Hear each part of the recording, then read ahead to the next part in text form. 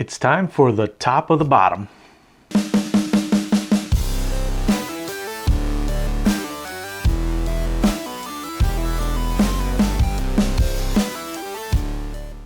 Hey, what's up, Brew Crew, and welcome back to my Top 100 series. Today I'm going to be going through my numbers 60 to 51, so we're at about the halfway point. I'm really excited to get to the top half of this list, but first let's close out this bottom half. Here we go. 60. Number 60 is one of the many Viking-themed games on my list recently, and that's Champions of Midgard. This is a worker placement game that's been in our collection for what seems like a very long time, and I especially love it with the Valhalla and the Dark Mountains expansions. You gather up your warriors that come in the form of dice, and you'll send them out to battle trolls, Draugr, and other monsters. This adds an element of excitement as you're not necessarily guaranteed to collect those monster trophies. In fact, there's a very good chance that some of your warriors will die, meaning that you will lose those dice. But what's great about the Valhalla expansion is that any warrior you lose will give you a token that matches that warrior type. And you can spend those tokens to gain epic monster cards that will give you immediate points plus bonus points at the end of the game for meeting certain conditions. The Dark Mountains expansion is pretty good too. It adds new monsters and new warrior types. It just doesn't have as big of an impact on the gameplay as the Valhalla expansion does. But even without the expansions, Champions of Midgard is a great game that I have loved for a long time. 59. Number 59 is Beyond the Sun.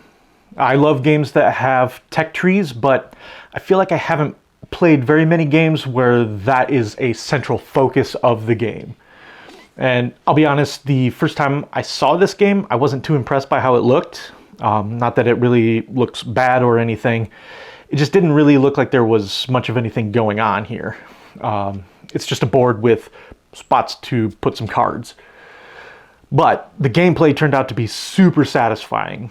As you unlock new technologies, they'll give you bigger and better actions that you can use to send out your ships to colonize planets. And these planets will give you special abilities that you can use for the rest of the game.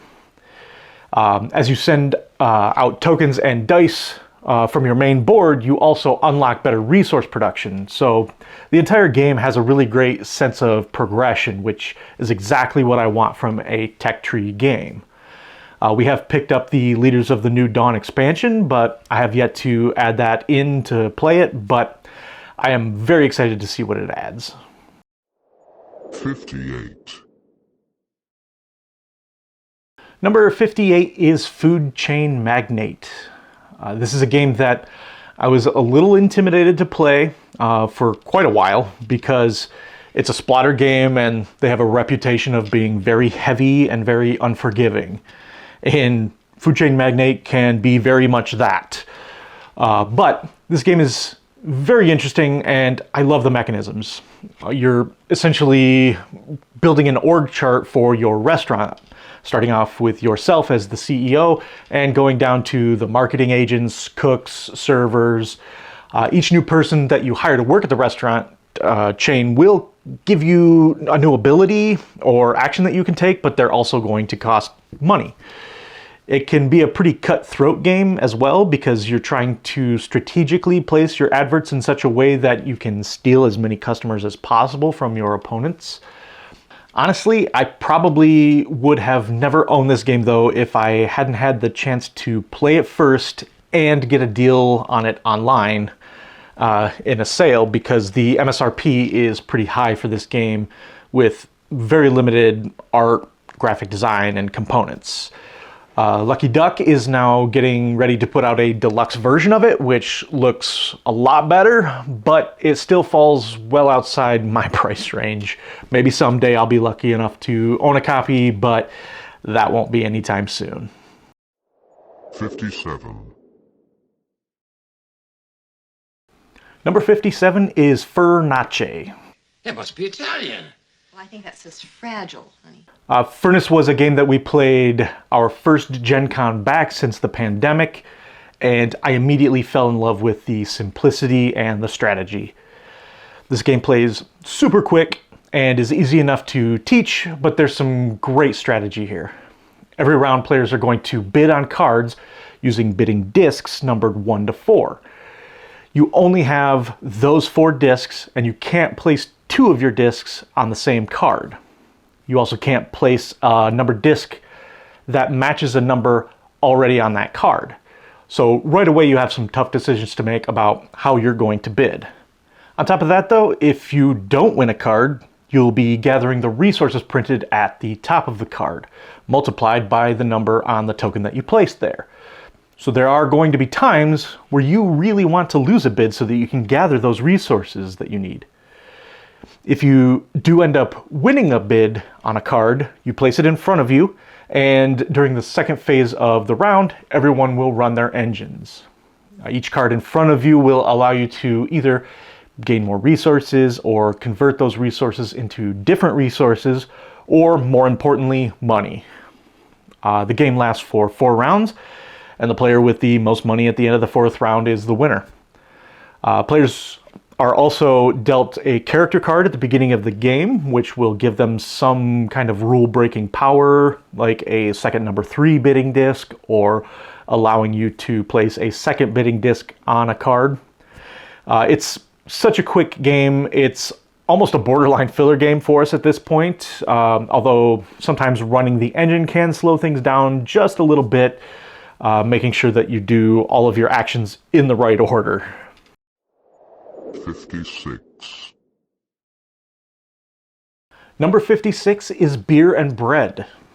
This is a 2-player only game from Scott Almes, who I'm recently discovering is a designer that I really like. It has multi-use cards also, which is one of my favorite mechanisms. Ever since my early days of gaming, I've had a bit of a soft spot for 2-player games, whether they are 2-player only or just play well at 2. Jen was my main gaming partner for most of my first few years in the hobby, and although now our game group has grown a lot, I still look for games that are good at 2 players. Beer and Bread is one of my favorite 2-player only games. I think I may have maybe 1 or 2 higher on this list.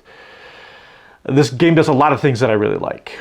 Aside from the multi-use cards, this game also has variations in the seasons that will affect the resources available for each round. It also has a really interesting storage rule where if you ever take resources that your storage building can't hold, you must first offer those resources to your opponent before discarding them. So you're trying to be very careful and very efficient with those resources to make sure you aren't giving your opponent something they need. You'll be using those resources to complete recipes on cards, creating either beer or bread. But you can also choose to play down those cards to take the resources shown on them, or you can slide them under your player board to give you an ongoing ability. Plus, in a design choice that is very reminiscent of Reiner Knizia, at the end of the game you'll score points for whichever you have the least of between your beer and your bread. So many things in this game feel clever and make you feel clever as well. 55. My number 55 is Power Grid, which is a game that I'd always heard about, but only recently got a chance to play. But now I see why it's stuck around for so long. Actually, we tried learning this game a few times in the past, but had a little difficulty understanding the rulebook early in our gaming careers. This game has you auctioning off power plants and buying the necessary resources to fuel those plants. Your ultimate goal is to try to power the most cities in the final round of the game. And you always have to be aware of what other players are doing because the final round is triggered when someone powers up a target number of cities. So in those later rounds, you kind of always have to be on your toes. This game also has a little bit of a route building aspect as you choose a starting city and move out from there. But you have to be careful because your opponents may cut you off from building along the route that you really hoped for or that you could afford. So again, you really need to be paying attention to what your opponent may be up to and be ready to grab that city you need before it's gone. 54. Number 54 is Kalamala. I'm actually very excited because right now there is a new edition on Kickstarter with new illustration and graphic design by Ian O'Toole, who's helped create some of my favorite games. This game has a very cool action selection mechanism. There's a grid of different actions on the board, and on your turn you'll put one of your action tokens between two of the action spaces and take both of those actions. You can go to spaces that already have action tokens on them, but then any token that is sharing that space will get to activate as well from top to bottom. Once a fourth disc is placed on an action space, the bottom disc is removed and moved to a different grid, which will trigger a scoring phase. You're going to be building ships and trade houses so that you can send cloth to different cities, or contributing other material resources to help decorate major buildings in Florence. This is a game that I haven't really heard too many people talk about, and I think that's a real shame because it's a very elegant design, and the action selection mechanism is really interesting. This is a game designed by Fabio Lupiano, who has been creating a lot of games that have gotten some buzz, like Zapotec, Autobahn, Merv, and Three Ring Circus. I believe this was one of his earlier designs, and I'm hoping the new second edition, more folks will take a look at it and see just how good it is. 53. My number 53 is Inish. This is a game that seems to be a little divisive. Some people seem to either really like it or really not. Personally, I love it. This is an area control game set in ancient Ireland.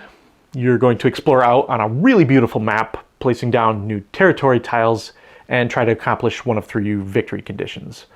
The tricky part here is that you have to start your turn meeting the condition, and you have to declare your potential victory the round before. So this gives everyone at the table a chance to dogpile on you and try to stop you. Most of the game is spent trying to sneakily set yourself up so that you can potentially meet multiple win conditions without making it too obvious what your plan is. The way you'll be doing most of this will be through a card draft from a fairly small deck of cards. So you're usually going to have a pretty good idea of what actions will be taken, but not necessarily who will take them and in what order, unless you've been paying attention to everyone else's strategy. Throughout the game, though, you're going to get epic tale cards, which are cards that give you unique abilities and will let you take a more unpredictable action. Plus, each territory that your clan controls will give you a benefit as well. I know that most of the people that I've heard, that I've spoken to that have said that they don't care for it is because the game can tend to drag on with the whole declaring victory the round before thing. Now that's never seemed too bad to me.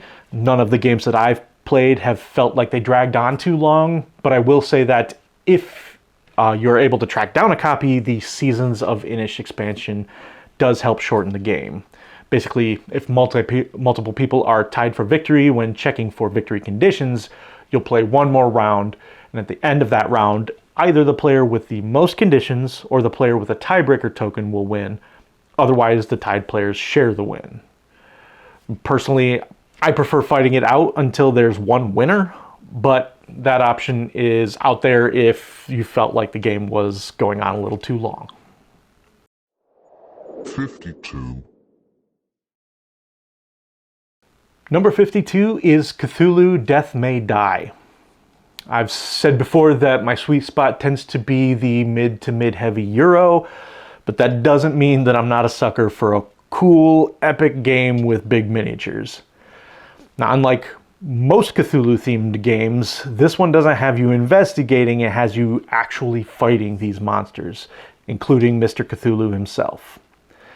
You'll be taking on the roles of different investigators with unique powers, but as you are confronted by all these different horrors, you'll start taking psychological damage, which in turn gives you more powerful abilities. You'll be using these abilities to try to disrupt a ritual, bringing these great old ones into our world in a mortal but still super powerful form. All the while you'll be fighting off cultists and other monsters and trying to achieve these certain tasks required to disrupt the ritual. The game has a really cool episodic nature where you can mix different episodes with different great old ones to get a different experience, which I really like. I also like how the movement in this game works too, but kind of for a silly reason. See, whenever you leave a room with monsters in it, the monsters will follow you, even if there are other investigators in that room. So you have this Scooby-Doo situation where one player is running around the board, keeping all the monsters distracted while the other investigators try to finish their tasks. It's a really campy situation that can lead to some really funny moments. That being said, though, the game is really tough too, so there's a good challenge there as well. 51.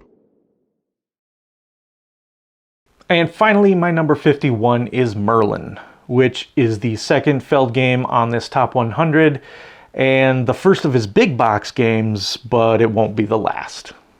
In this game, he partnered with Michael Reineck, who's designed several games, but one of my favorites from him is Pillars of the Earth.